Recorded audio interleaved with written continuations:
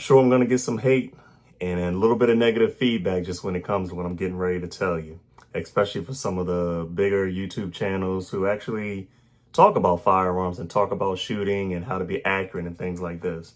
But one of the things that I can actually guarantee you is that if you listen to this one secret that I'm getting ready to tell you, and it's not even really a secret to be honest with you, but if you listen to this one thing and you practice it over and over and over and you implement this into the way that you are firing your weapon, I can guarantee you, you will be an expert shot and all your shots will go straight on target exactly where you want them to be.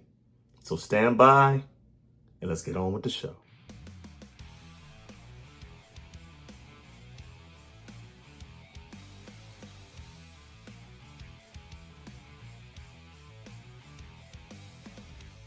When it comes to shooting, there's a million and one different things that you need to remember. So if you've actually worked with an instructor, worked on your own, or listened to any of these YouTube channels that's out there, everyone has their own technique and way for you to improve your shooting, for you to be as accurate as possible, and for you to be the best as possible with it.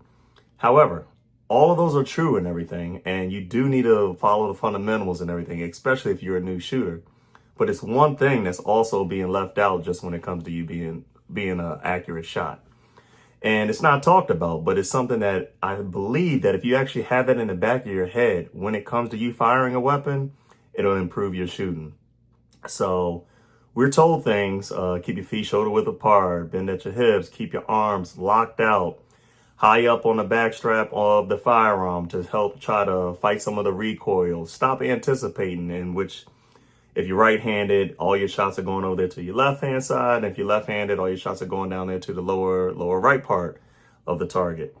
These are all things that are going on in your head just when it comes to you shooting. And it takes a lot of practice for you to be able to do these things without having to even think about it. Be something that you're just doing naturally because this is what you practice all the time.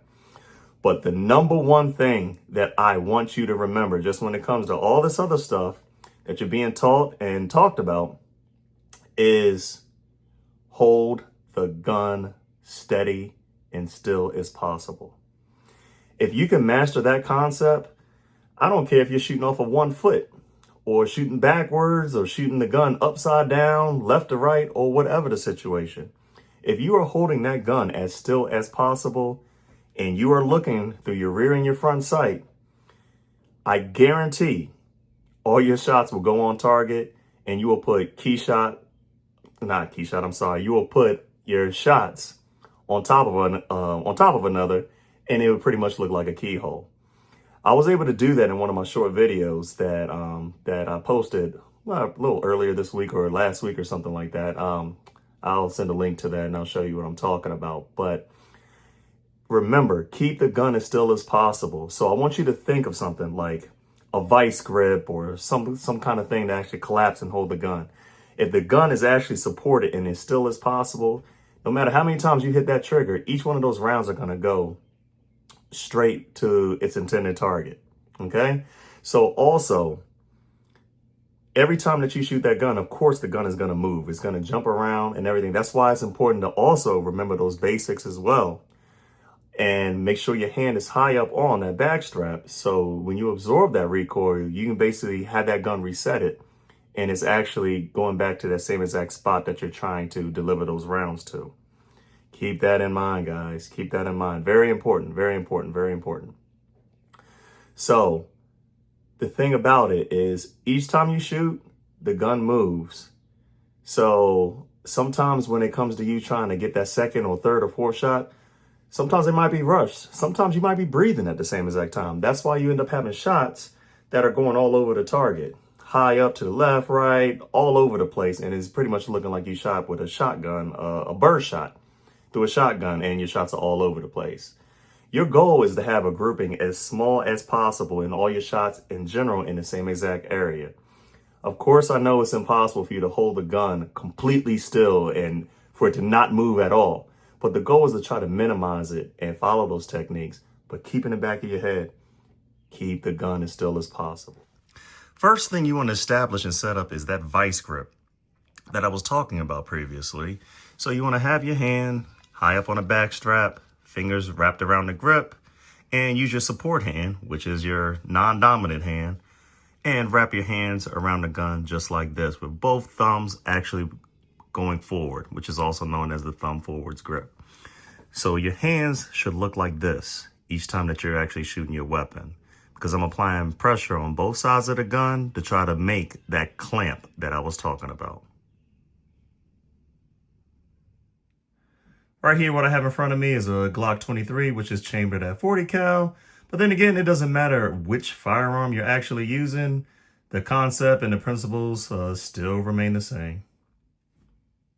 Your firearm is naturally going to go like this when you're holding the weapon, okay? So don't be worried about that at all. It almost like it auto-corrects itself. And if you're shooting at a close range, this isn't going to matter too much. But it's when you actually get on those distances, like 15 yards or 25 yards, you'll start seeing more of a spread, and your gun will start looking like it's doing this. But it's not really doing this, okay, guys? So that's normal. Just remember the basics and try to keep the gun as still as possible. So these are the iron sights that I'm actually using. And again, just keep your gun as still as possible. And you shouldn't have a problem. Right here's the Springfield Hellcat, which is what I have the optic on this one. And like I said, same exact concept. It's even if you're using a red dot, but you can actually see your gun moving a lot more than you can actually using the iron sight. So with the red dot, it's like this. The farther back that you actually go, like I said, the 15-yard line or the down there to the 20 to 25, that dot's going to look like it's going like this. Again, keep your gun as still as possible. And I can assure you, each one of your shots are going to go directly where it's supposed to be, right on target. Keep that in mind. Very important. There you have it. It's literally that simple. Keep doing the same exact principles that you were doing before as far as your stance and your breathing and the way you're holding the gun. But I'm telling you, that number one thing that is missing is keeping that gun as still as possible. So I want you to have that in the back of your head the next time you're out there in the range with your friends, or you just being out there practicing yourself. Keep the gun as still as possible.